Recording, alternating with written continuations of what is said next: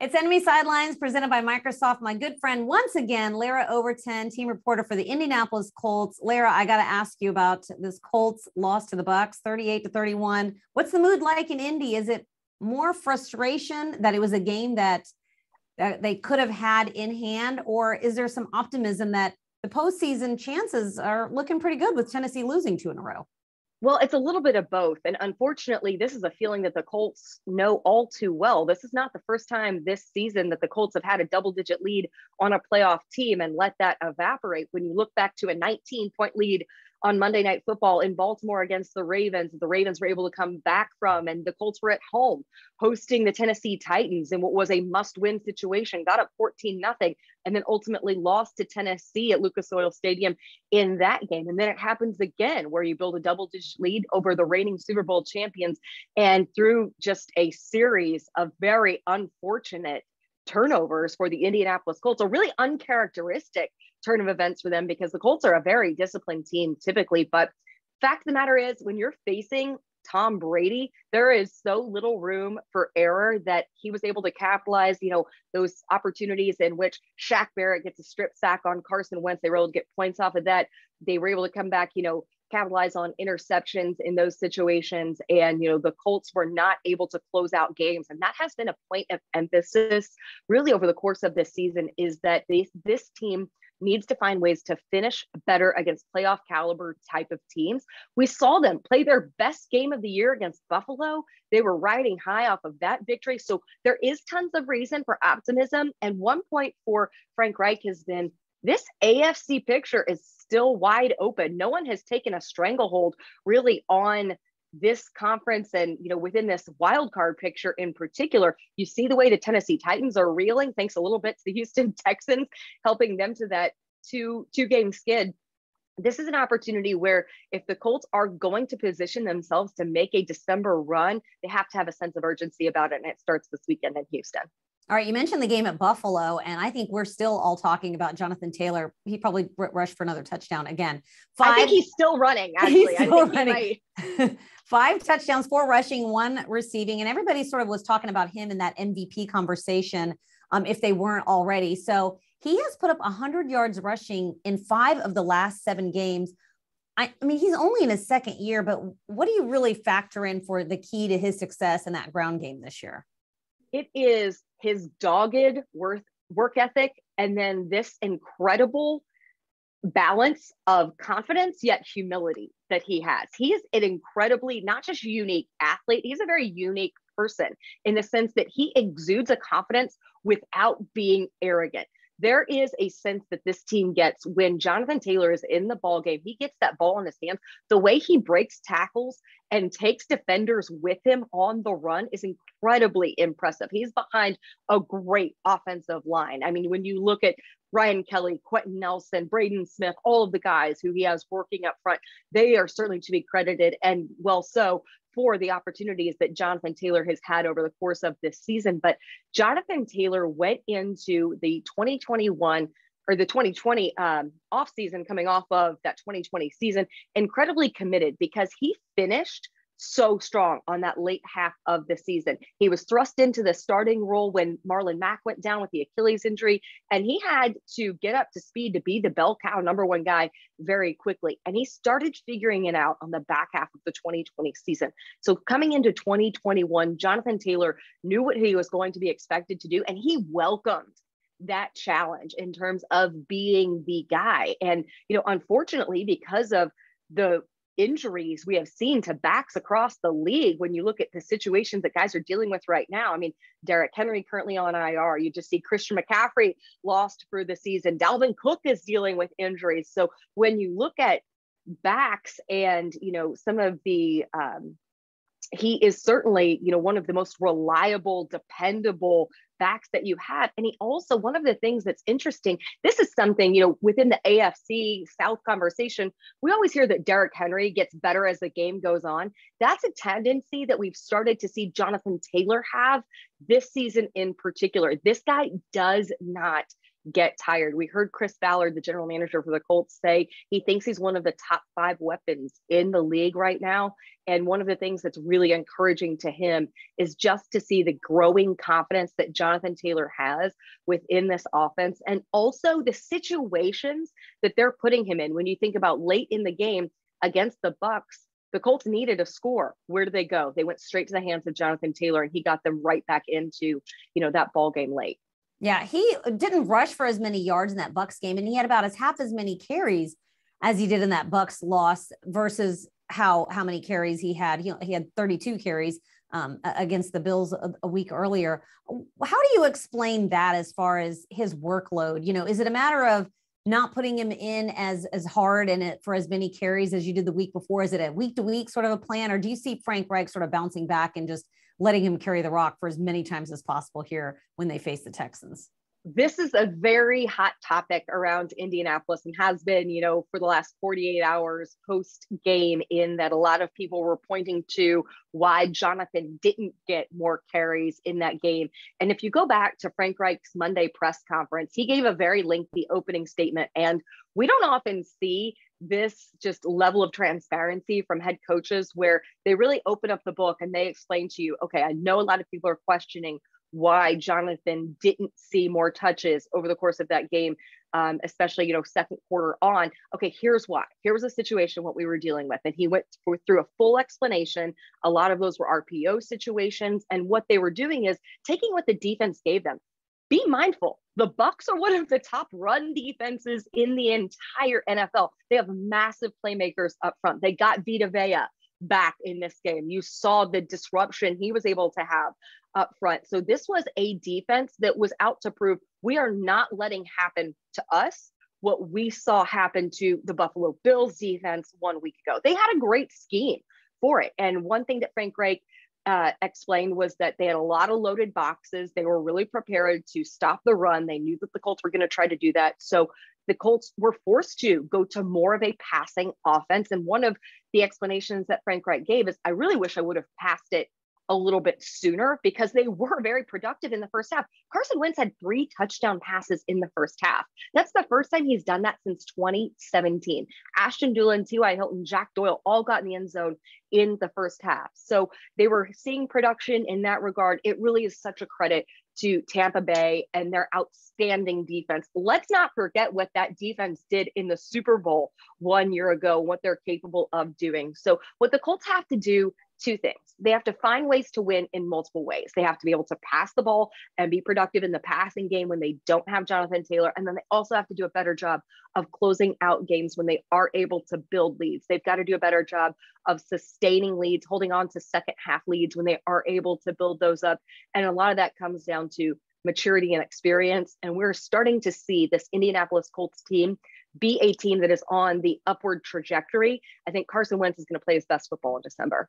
Yeah, I was going to ask you about Carson Wentz, because the last time these two teams faced off, he was still sort of dealing with the double ankle sprain. And it looks like that's just a far distant memory for him. His mobility looks better. He looks better overall. What about his chemistry with the receivers? It's hard to believe that, the Colts have had different starting quarterback every single year for the past several years, but how has his chemistry come along here through this many games here now heading into the final stretch of the season? I think the chemistry was well illustrated in this game against Tampa Bay early on, when you saw the targets to the 2 most veteran guys in your locker room in Jack Doyle and T.Y. Hilton. If you can believe it, I know this is probably something that Texans fans don't really want to be reminded of, but it was the first time that T.Y. Hilton got in the end zone all year, because he's dealt with all of the injuries coming back from the neck surgery, which cost him, the early part of this season. So T.Y. Hilton seems to be coming into, vintage T.Y. Hilton form when you saw him on that touchdown against Tampa Bay. So you saw him clicking with the 2 most veteran guys on the roster. When plays needed to be made, he went to, the 10-year and 9-year veteran in T.Y. and in Jack. And then also, had an incredible touchdown to Ashton Doolin. And Ashton Doolin is a guy, who was undrafted, kind of overlooked in a lot of situations, made the roster in Indianapolis because of his impact on special teams. And I mean, he had a remarkable explosive play from Carson Wentz in that game. We are starting to see Carson gain a lot of confidence, not only in how he's clicking with his receivers, but also in the opportunities when he's been able to gain ground with his feet. We saw him in Buffalo take off and run on third down and get an 18-yard gain. And I asked T.Y. Hilton about this, and he said that just brings this mentality of physicality to the offense. When you see him willing to kind of take those risks and sacrifice himself, he said, quoting T.Y., when you see Deuce take off, it fires everybody up when you see that from your quarterback. And one of the things that T.Y. told me was, I think what he was most proud of, Carson, wasn't so much the yardage he was able to gain, but the fact that he actually slid on that play and was able to be smart when he went down.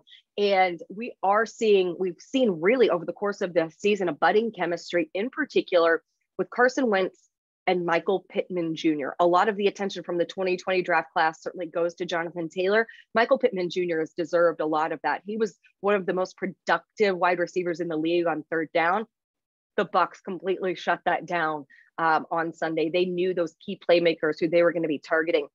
But in most situations, we have seen Carson have a ton of confidence, especially in third down situations, in Michael Pittman's ability to win the 50-50 ball. When you go back to the Sunday Night Football win in San Francisco, that was one of the more impressive things to me, was how frequently Carson targeted Michael Pittman Jr. in those types of situations. And not only when Pittman was able to make the grabs in critical situations, but also the way he was able to really frustrate defenders and draw some pivotal DPI calls as well that gave the Colts valuable yardage in those situations. So I think that, to me, seeing really Michael Pittman's emergence over the course of this season is indicative of how Carson is starting to bring out the best in the guys who are surrounding him in these weapons he has in offense. All right, well, let's switch gears and talk defense. Darius Leonard, through 12 games, has 10 forced turnovers. What can you say about him? I know he's the team captain, but how impressed with him are you on his ability to get to the ball? And why do you think he's been so successful in getting those takeaways this year? Well, Deepi, when we talk about earlier, you mentioned Carson Wentz was hampered with those 2 ankle sprains. Darius Leonard is dealing with a severe ankle sprain. He had surgery in the offseason back in June, and it doesn't really seem that he has ever felt fully healthy. I'm not sure he has played a single game in which he has been able to completely rely on that ankle that he is battling through right now. So to me, that amplifies the impressiveness of the takeaways, the disruption that we have seen from Darius Leonard. It's what you've come to expect from a guy who is fittingly known as the maniac. But what he is able to do is put this defense on his shoulders and carry them in situations where you need those type of takeaways made. I mean, certainly you look to, I think, the pillars of this defense. Not only do you look at Darius, DeForest Buckner is one of those, Kenny Moore is another. Those are kind of the 3 people who you really think to be the biggest leaders within that defense. I'd put Zaire Franklin in that conversation as well. So to me, Darius is such a competitor that he has not let everything that has kind of been nagging him over the course of this season hold him back from the type of production that he expects to have of himself. He holds himself to a very high standard. This is a defense that was pretty bold. In training camp, they said, we want 40 takeaways this year. 40 plus takeaways was the goal that they put out there. And they knew that was going to have to be a by committee effort in order to do that. Yeah, you were going to need your big guys like a Darius Leonard to certainly lead that charge, but we have seen more guys step up. We saw Isaiah Rodgers step up with a big interception last week. And when you think about Darius's playmaking ability, a lot of people turn to the punch outs, which he has called the maniac knockout, is what he has coined it to be, similar to a peanut punch, as we know from Peanut Tillman in his days in the Chicago Bears. But when I talked to Darius about his ability to punch the ball out, his ability to strip the ball away from ball carriers, he said that this is more mental than anything. A lot of people think that it is physical ability or skill. He studies film of every single person that touches the ball on the opposing offense. He looks at how they carry, what their tendencies are, what their fumble history is. He spends an immense amount of time studying these factors in order to create the opportunities. And we saw one against the Tampa Bay Buccaneers in which Darius was able to do exactly that. So this is something that Darius really prides himself on, not solely for his production numbers, but knowing what this defense wants to do and continue that streak of takeaway opportunities that they have. going back to the end of the 2020 season. The thing is, when you have the defense that's creating those opportunities, you also have to be opportunistic on the offensive side of the ball and continue to capitalize on those. Yeah, the peanut punch, we're familiar with it. Lovie Smith bringing that down here to Houston from his days in Chicago coaching Peanut Tillman. All right, Larra, before I let you go, I got to ask you about Hard Knocks. We saw that announcement come down. It's the first time Hard Knocks is filming in season, which is super exciting for fans. I don't know if it's super exciting for the teams because that seems quite invasive to have all those camera crews in the locker room in the middle of the season. And oh, by the way, I'm sure coaches don't really love to have all the cameras and the crew around them while they're trying to game plan. But what's that experience been like? You guys are the first to try it out. What's it been like from your point of view, having all those crews there? It has been so interesting and it's exciting. Interesting. It's definitely been interesting. Basically, because you think about, the dynamic of you have your in-house production. I mean, like you guys do a fantastic job with your own docu-series and all of the internal content that you guys are putting out there. So we have a lot of collaboration, of course, between NFL Films and what we're gathering and what they're gathering. So it has been a fantastic process from that regard. And when Frank Reich was asked about the Colts being, put on this platform and having this spotlight of Hard Knocks, he said, they've been approached about Hard Knocks in the past doing this. And he said he felt like that this was a point where when he was approached by Colts owner Jim Irsay and general manager Chris Ballard, he felt like that there was the maturity within the locker room that you need to be able to handle this. He thought it was an exciting opportunity to spotlight his guys, not only in terms of the players they are, but more so who they are off the field, all the work that they do within this central Indiana community, spotlight on who they are, as family guys, as fathers, as husbands. And for Indianapolis to long be regarded as one of the, and I hate this phrase, but quote unquote, smaller market teams, this is a huge opportunity for the rest of not just the league, because I think that the league is well aware of the Indianapolis Colts, but, for casual football fans to learn a bit more about the organization and about these guys. And, Coach Reich has an incredible story from his Buffalo playing days. I mean, his long tenured career as a backup in Buffalo, the success he had leading the greatest comeback in NFL history, and then translating that over to being a head coach and getting the opportunity with the Indianapolis Colts and bringing in Carson Wentz. There are some very interesting storylines and dynamics that there are. And I mean, what a season for them to come in with the way that this whole season started out, going down 0-3, fighting their way back, beating Buffalo, and now having this climb, which is, the famous mantra of Frank Reich, climbing the mountain is how he sees and illustrates the season. Now you're trying to see this through the month of December. It's going to be really interesting to see the stories that they tell that complement what this team is battling on the field and kind of how they're all giving this some additional flavor from outside with the different perspectives that they're able to show. And it's fun. It really, one of the things that I've loved is being in the meeting rooms, hearing some of those conversations that are happening, because, we know what game days are. We know what the locker rooms are like. We're not necessarily from a in-house production or from being team reporters. That's not showing us anything much different than what we have come to expect. But when you really get that valuable insight, when you hear Scotty Montgomery talking to Chris Ballard, Scotty Montgomery, the running backs coach, he and Ballard are talking about the production of Jonathan Taylor. Brian Baker, the defensive line coach, is talking about the tasks that they have. Or, Bubba Ventrone is famously roasting guys on special teams. He had a guy who was on kick return who ended up taking a tumble. And it's fun because you get to see a lot of what these guys love about the game. Aside from playing games together, aside from the time that they're on the field, you see how much of the camaraderie that is built outside that, in terms of meeting rooms, in terms of just being around one another, and then being out and doing a lot of work within the community. Yeah, I think that's one of the things I loved most when Hard Knocks was here, just seeing those conversations, the normal everyday work conversations that we're not privy to. We see the players and everybody when they're in front of the media, but behind closed doors, coaches, the front office, what they're talking about, it's always fascinating. It's even more fascinating that it's in season. So some great storylines for Hard Knocks, some great storylines heading into Sunday's game. Larra, appreciate the time as always, and looking forward to the game. Looking forward to it as well. Thanks for having me.